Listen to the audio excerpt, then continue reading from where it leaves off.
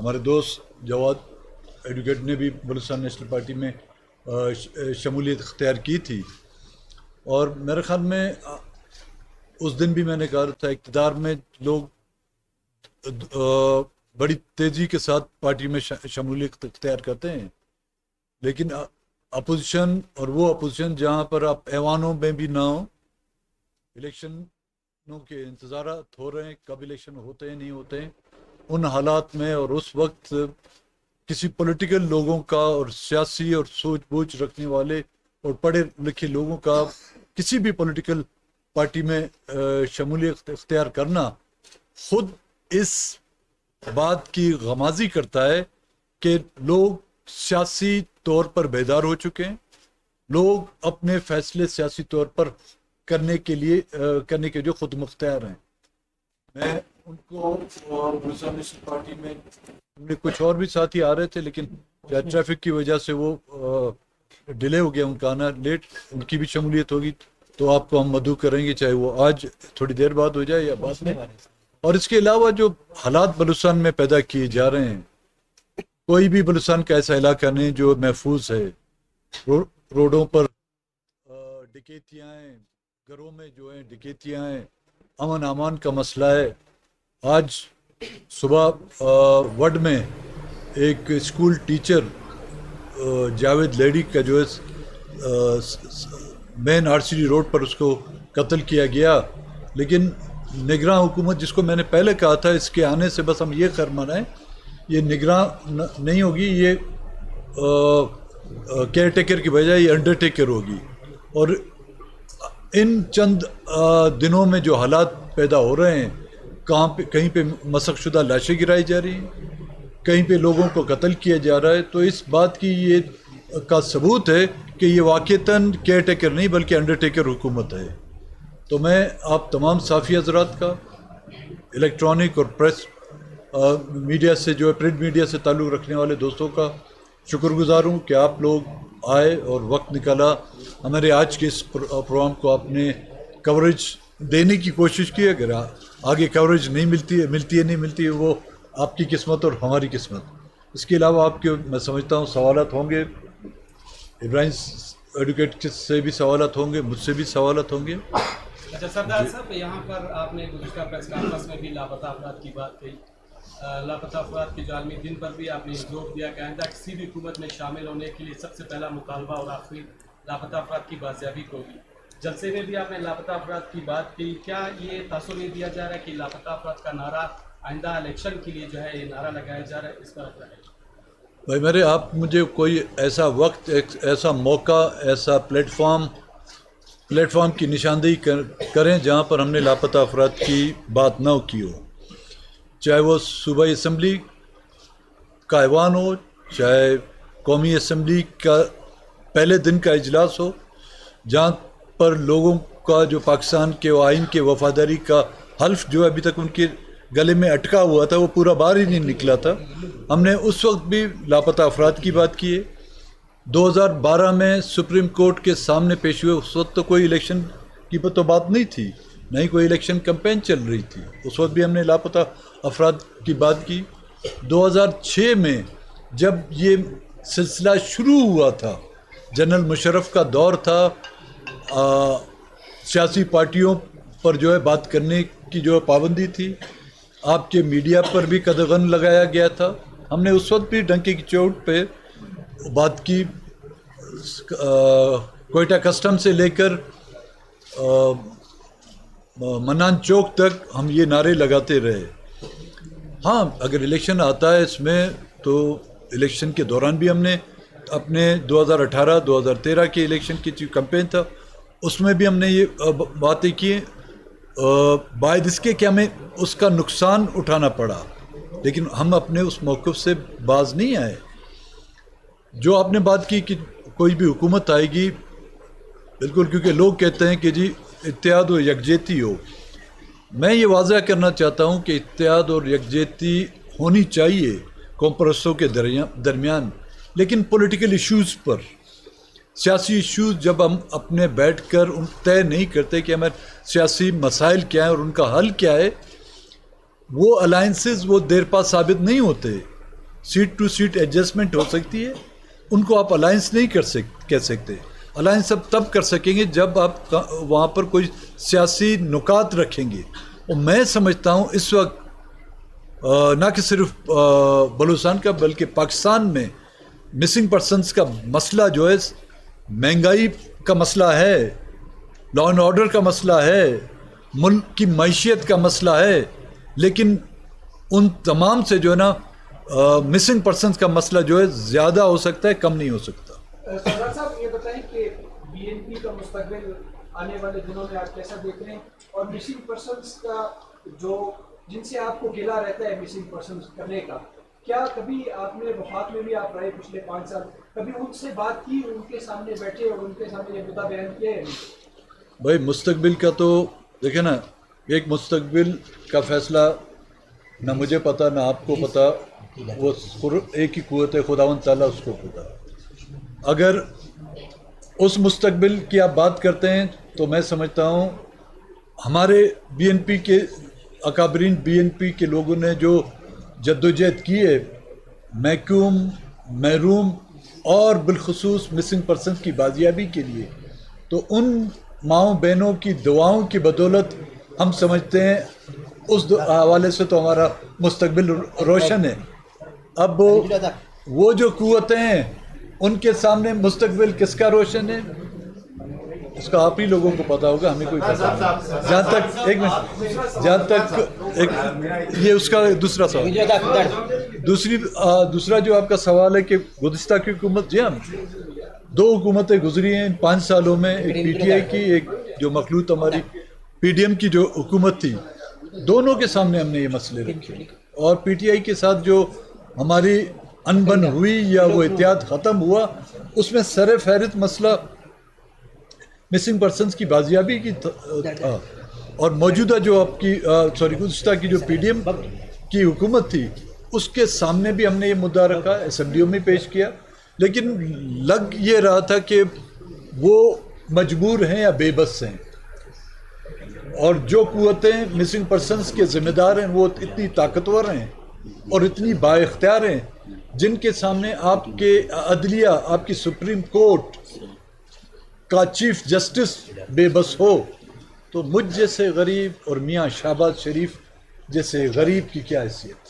سردار صاحب یہ تنقید کی جاتی ہے کہ آپ کا وفاق کا نمائندہ بھی آپ کی جماعت سے تعلق رکھتا ہے، گورنر بلوچستان، اور یہ ایک افواہ بھی گردش کر رہی ہے کہ آپ نے عبدالولی کاکڑ صاحب سے کہا ہے کہ وہ استعفیٰ دے دیں، لیکن انہوں نے انکار کر دیا. اس میں کتنی صداقت ہے؟ اور وفاق کے نمائندے تو گورنر آپ کی جماعت سے، تو ان کے تھرو وفاق سے آپ نے کوئی بات کی ہے اس حوالے سے؟ دیکھیں یہ جو خبر جس کا حوالہ آپ دے رہے ہیں میں نے بھی آپ کی طرح سنی ہے کہ میں نے اس کو کہا استعفیٰ دو اور اس نے انکار کیا، یہ میں نے بھی خود سنی ہے. اڑی خبر میں نے سنی ہے، وہ بھی سوشل میڈیا میں.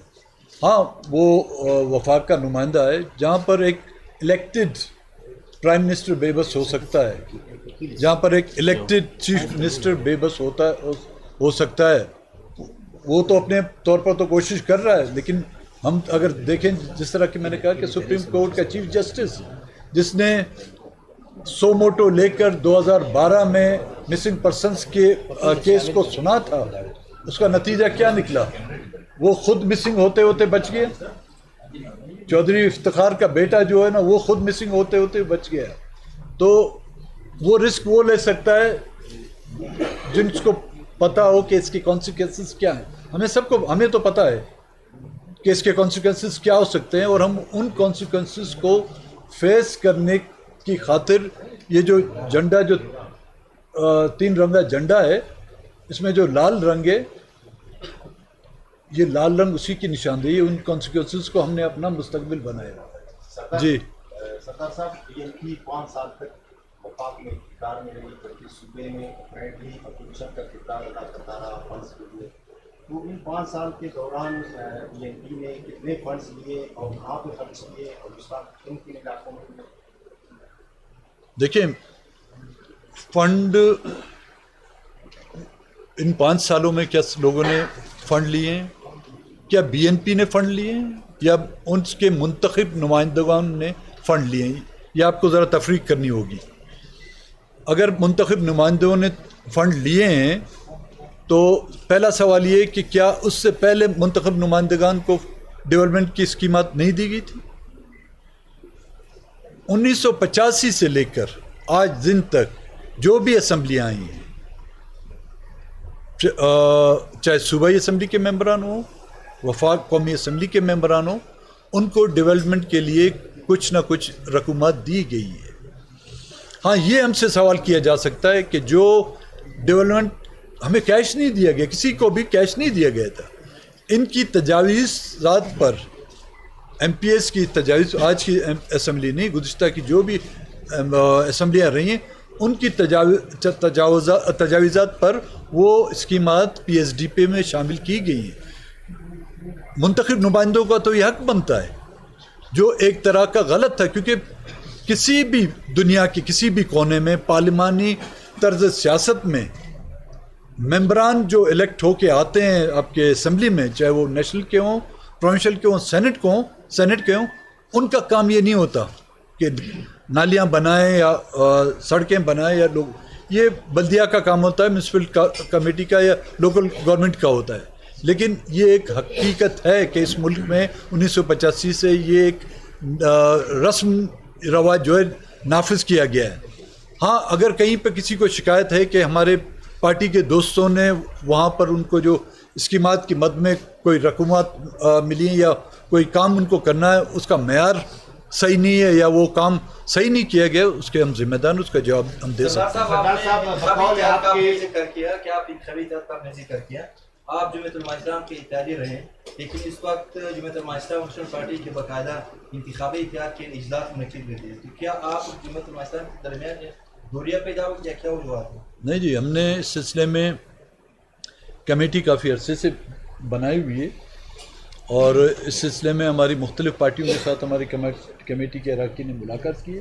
کل نیشنل پارٹی کے ساتھ بھی ہماری ملاقات ہوئی تھی، اس سے پہلے ایچ ڈی پی کے ساتھ بھی میٹنگ ہوئی، اور جمعیت کے ساتھ بھی ہماری نشست انشاءاللہ ہونے والی ہے۔ انتخابات کے حوالے سے تمام پولیٹیکل پارٹیوں سے جو ہے ہماری نشستیں ہوئی ہیں اور ہوں گی بھی۔ اب اس میں ہم کتنا کامیاب ہوتے ہیں نہیں ہوتے ہیں وہ الیکشن سے پہلے ہی پتہ چلے گا۔ سردار صاحب، بقول آپ کے انڈر ٹیکر گورنمنٹ، تو آپ اس گورنمنٹ میں انتخابات کو کیسے دیکھتے ہیں؟ پہلے یہ کہ انتخاب ہوں گے یا نہیں ہوں گے، کیونکہ مختلف ضلع بیانے کیے جا رہے ہیں، کبھی مردم شماری کو جواز بنایا جا رہا ہے، کبھی تو ڈیلیمیٹیشن کو بہانہ بنایا جا رہا ہے۔ اگر آئینی اور قانونی طریقہ کار دیکھیں تو الیکشن ان کو جو ہے 90 دن کے اندر کرنے چاہیے۔ اگر کوئی نہیں کرتا، چاہے وہ انڈرٹیکر حکومت ہو، کیئر ٹیکر حکومت ہو یا الیکشن کمیشن ہو، تو میں سمجھتا ہوں وہ خلاف آئین کام کر رہے ہیں۔ تو جو کوئی بھی آئین کی خلاف ورزی کرے گا، چاہے وہ کیئر ٹیکر ہو، انڈرٹیکر ہو، اس پر جو ہے آرٹیکل 6 لاگو ہونا چاہیے۔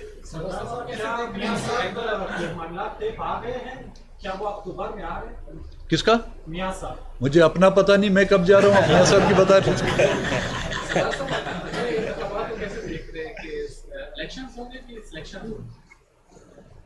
اور دیکھو،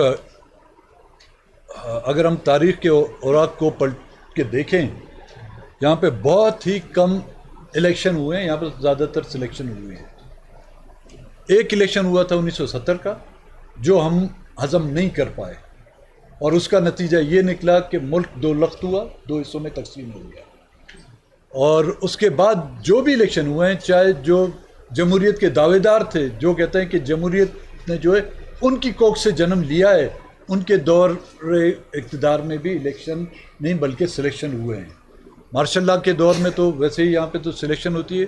بلوچستان میں اگر الیکشن ہوئے ہیں تو اس میں بھی سلیکشن کا عنصر زیادہ تھا۔ تو ابھی تک مجھے اس طرح کی کوئی تبدیلی نظر نہیں آئی ہے اس ملک میں، جس کو کہیں کہ ایک انقلاب آیا ہو اور اس انقلاب نے جو ہے نا یہاں کے حکمرانوں کو مجبور کیا ہے کوئی سلیکشن کے بجائے الیکشن کا راستہ اختیار۔ سردار صاحب، اتنے تحفظات آپ کو الیکشن سے ہیں، اس کے باوجود بھی آپ الیکشن میں حصہ نہیں لیتے، آپ کی پارٹی میرا ایک فلسفہ ہے جی، میں اس پر یقین کرتا ہوں۔ Struggle without obstruction is not a struggle. जद्दोजहद जब आप करते हैं तो रुकावटें आपकी राह में आती हैं ना, रुकावटें ना आए तो उसको जद्दोजहद नहीं कहा जाता। तो हम तो अपनी जद्दोजहद करेंगे, कोई हमें कोई मुझे चलने नहीं देता तो इसका मतलब नहीं कि मैं अपने आप को अपाज करूं, मैं तो चलने की कोशिश करूंगा। अगर उसने मुझे चढ़ने के लिए छोड़ा तो मैं ज़्यादा तेज़ चलूंगा, अगर तेज़ चलने के लिए छोड़ा तो मुझ में ये सकत होनी चाहिए कि मैं दौड़ भी सकूं। अच्छा सरदार साहब, 2005 में सरदार अतौला महंगा ने जी ये हमारे 3 वकील और भी आए, ये भी अपना बाकायदा शमूलियत का ऐलान करेंगे, फिर बाद आप इसको आगे ले जाएं। हमीदुल्लाह बिस्मिल्लाह। तीन साथी है, नौजवान वकील है, जी नाम भी बताए अपने सारे। मैं Hameedullah Mohammad शही, advocate high court, member of Balochistan bar council. मैं पहले नेशनल पार्टी में था, अभी बाकायदा नेशनल पार्टी से इस्तीफ़ा दे रहा हूँ। मेरे साथ अकरम दोस्त पिरकानी और ज़फ़र लूनी वो भी हमारे साथ है। हम लोग बाकायदा बलूचिस्तान नेशनल पार्टी में सरदार सरजान मेंगल की क़यादत पर एतमाद करते हुए शमूलियत कर रहे हैं। पार्टी से सर मुस्ताफ़ी होकर पार्टी हमीदुल्लाह अकरम दोस्त ब्रिगाड़ी एडवोकेट ज़फ़र लोनी एक मिनट आज़म जान से मिलकर नेशनल पार्टी और साईं एसपी संगत सुनाना हाई कोर्ट बनने में सही नाम है जी मैं आप लोग बात करेंगे या आपके साथी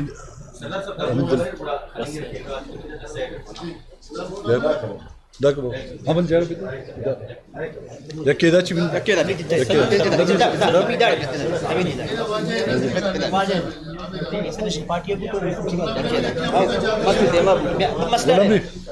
आओ da cevap edin eksen.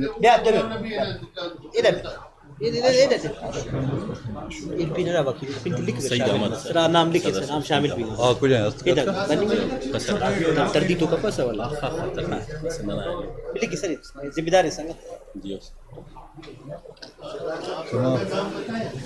ना जो आप अपना ऐलान मुमकिन किया था ज़फ़र लोनी अन्ना दी सर अभी करे हाँ हमीदुल्लाह मोहम्मद शही ने जो अभी आपके सामने अपना अकरम दोस्त और ज़फ़र लूनी और सईद अहमद का जो है एक सियासी पार्टी से इस्तीफ़ा देकर और बलूचिस्तान नेशनल पार्टी में बाकायदा शमूलियत का ऐलान किया है। मैं बलूचिस्तान नेशनल पार्टी की मरकज़ी काबीना सेंट्रल एग्जीक्यूटिव कमेटी की तरफ से इन तमाम दोस्तों को बलूचिस्तान नेशनल पार्टी में शमूलियत करने पर उनका भी मैं मशकूर और ममनू और उनको खुशामदेद भी कहता हूँ, उनको मुबारकबाद भी देता हूँ।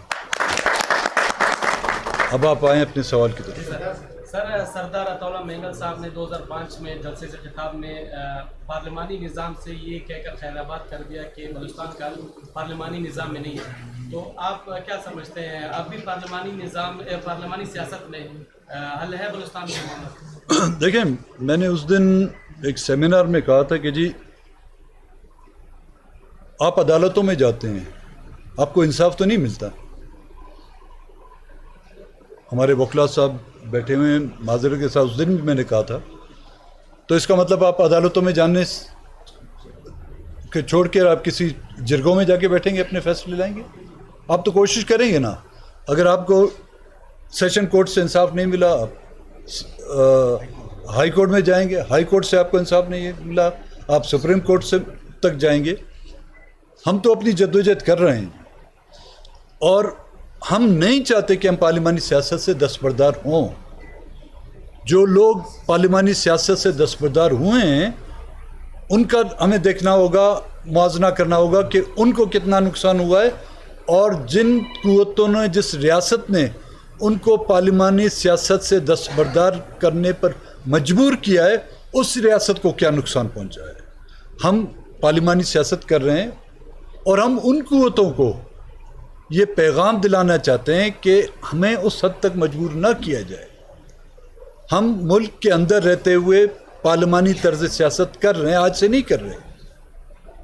1988 में जो है मैं पहली मरतबा मुंतखब होकर आया था اسمبلی میں. اس کے بعد ہم لگاتار کبھی اگر تمام پولیٹیکل پارٹیوں نے کسی غیر آئینی طریقہ کار کو سامنے رکھتے ہوئے الیکشن میں حصہ نہیں لیا تو ہم ان کے ساتھ رہے ہیں. لیکن جمہوریت کی بحالی، آئین کی بالادستی کے لیے اگر کسی نے جدوجہد کی ہے تو ہمیں بھی اس جدوجہد میں اپنے سے انہوں نے پیچھے نہیں پایا ہوگا. تو ہم جدوجہد کر رہے ہیں، ہم نہیں چھوڑنا چاہتے. ہاں اگر کوئی ہمیں اس سے باز رکھنا چاہتا ہے تو پھر وہ کھل کے سامنے آئے، کسی کے پیچھے نہ چھپے. اس دن بھی میں نے کہا تھا نا، کسی کے پیچھے نہ چھپے. بڑی قوتیں نظر آ جاتے ہیں. سردار صاحب، اس ٹائم جو صورتحال ہے ملک کی، ایک بڑی سیاسی پارٹی کے رہنما کی وجہ سے آپ اس کو کس نظر سے دیکھتے ہیں اور اس کا مستقبل کیا ہوگا؟ دیکھیں، ملک کی یہ صورتحال ایک دن یا میں نہیں بگڑی. یہ 70 سالوں سے جو ہم تجربات کرتے آ رہے ہیں، یہ ان کا جو ہے خمیزاں بھگت رہے ہیں. نہ یہاں پر پولیٹیکل جو ہمارے سیاسی ادارے ہیں، انسٹیٹیوشن ہیں، نہ ہم نے ان کو موقع دیا کہ وہ پھل پھول کر سامنے آئیں، نہ ہی ہم نے عدلیہ کے نظام کو جو ہے نا اس طرح کے آزادانہ فیصلے کرنے کے لیے ہم نے اجازت دی. آپ کے میڈیا کو کئی ایسے قوانین نافذ کر کے ان پر بھی قدغن لگا دی گئی ہے. یہ 75 سالوں کا جو ہم لوگوں نے بویا ہوا ہے، اس کا خمیزہ جو ہے، خمیزہ ہم اب بھگت رہے ہیں. اور یہ کسی کے ہاتھ میں آج دن تک ایسی جادو کی چھڑی نہیں آئی جو اس کو گما کر اور اس ٹوپی سے جو ہے کوئی خرگوش نکلا ہے. نہیں، یہ اس جادوگر کے ہاتھ کی بات نہیں ہے. اس کے لیے صاحب اقتدار ہیں جو، ان کو ہوش کے ناخن لینے ہوں گے کہ ان تجربات سے ان کو اپنے تھنک ٹینک کو بٹھانا ہوگا. اس کا باقاعدہ ان حالات کا جائزہ لینا ہوگا. ان کو اینالائز کرنا ہوگا کہ اس کے قصوروار کون ہیں. آیا اس کے قصوروار سیاستدان ہیں؟ اس کی قصوروار جوڈیشری ہے؟ اس کی قصوروار میڈیا ہے؟ اس کی قصوروار اسٹیبلشمنٹ ہے؟ اس کی قصوروار بیوروکریسی ہے؟ یہی وہ قوتیں ہیں نا جو اس ملک کو چلا رہی ہیں. کہیں پہ تو فالٹ لائن ہے. اس فالٹ لائن کو اس کی مرمت کرنے سے پہلے ہمیں اس کو ڈیفائن کرنا ہوگا کہ جی یہ فالٹ لائن ہے یہاں پر. ابھی تک تو ہمیں پتہ ہی نہیں ہے. سیاستدان کہتے ہیں اسٹیبلشمنٹ ذمہ دار ہے، اسٹیبلشمنٹ کہتی ہے جوڈیشری ذمہ دار ہے، جوڈیشری کہتی ہے میڈیا ذمہ دار ہے. کوئی تو ہے اس کا ذمہ دار. جب تک کہ ہم لوگوں نے کھلے دل سے جو ذمہ دار ہیں وہ اپنی ناکامی، اپنی کوتاہیاں اور اپنی غلطیوں کا اعتراف نہیں کرتے، اور جو سیاستدان ہے یا کوئی اور بھی ادارہ ہے وہ کھل کر ان گناہ گاروں کو گناہ گار نہیں کہلاتے، ان کی خوف کی وجہ سے، ان کی ڈر کی وجہ سے، یا اپنی فائلوں کی وجہ سے، یا اپنی مراتوں کی وجہ سے وہ خاموش ہیں، تو یہ ملبہ جو ہے نا کسی ایک پر گرنے والا نہیں. یہ ملبہ گرے گا تو سب جو ہے اس کے نیچے دسیں گے. نہ میڈیا رہے گا، نہ جوڈیشری رہے گی، نہ اسٹیبلشمنٹ رہے گی، نہ سیاسی ادارے رہیں گے. آپ سے سوال کیا میاں صاحب کے حوالے سے، آپ نے ایک خالی وضاحت اس کے وہ جو آپ نے کہا میاں صاحب کے حوالے سے سوال ہوا، آپ نے کہا کہ میرا اپنا پتہ نہیں ہے میں کب چلا جاؤں. یہ آپ نے غیر رسمی طور پہ کہا ہے یا آپ کو ایسا لگ رہا ہے کہ ایسے حالات پیدا کیے جا رہے ہیں کہ آپ جلا وطن ہو؟ دیکھیں، حالات تو یہ پیدا تو کیے جا رہے ہیں، پتہ نہیں جلا وطن کیے جاتے ہیں، جلا دنیا کیا جاتا ہے، یہ تو میں نہیں کہہ سکتا. کوششیں تو ہیں ان کی، لیکن ہم تو ان کا مقابلہ کریں گے. جی عطا ان کا مقابلہ کریں گے کہ اپنے لوگوں کو اور اپنی عوام کو اور اپنے پولیٹیکل ورکروں کو یہ تنہا نہیں چھوڑیں گے. جیل میں بھی ساتھ رہے ہیں پچھلے ادوار میں، ریل میں بھی ساتھ رہیں گے. مشوانی صاحب، گزشتہ 5 برسوں میں کتنے لاپتہ افراد جو ہے بازیاب ہو گئے، ان کی کوششوں سے؟ جی جب اب ان کے ساتھ اتحادی تھے اس وقت میں نے پہلے بھی کہا 450 کے قریب بازیاب ہوئے تھے، اور اسی دوران تقریباً 1500 کے قریب لاپتہ کیے گئے تھے. ابھی جو तादाद रोज़ बरोज़ इतनी बढ़ती जा रही है, मेरे ख्याल में कोई ऐसा दिन नहीं गुजरता कि कहीं ना कहीं से लोग लापता नहीं किए गए। बाजियाब अगर हुए भी होंगे, ना यहाँ पर पॉलिटिकल पार्टियों को पता है, ना ही missing person voice for Baloch missing persons के लोगों के पास पता है। अगर छोड़ा भी जाता है, उनको वीराने में छोड़ा दिया जाता है और उनको शायद इस तरह पाबंद किया जाता है कि वो अपनी बाजियाबी की खबर किसी तक ना पहुँचाएँ। थैंक यू भाई। ये सर ये तीन शिवानी साहब ये नाम लिखवा दे जो दोस्त आए जी हाँ झंडे दे दे। मूसा सरदार साहब ये नाम पार्टी का मुफरत पहना है। जी हाँ।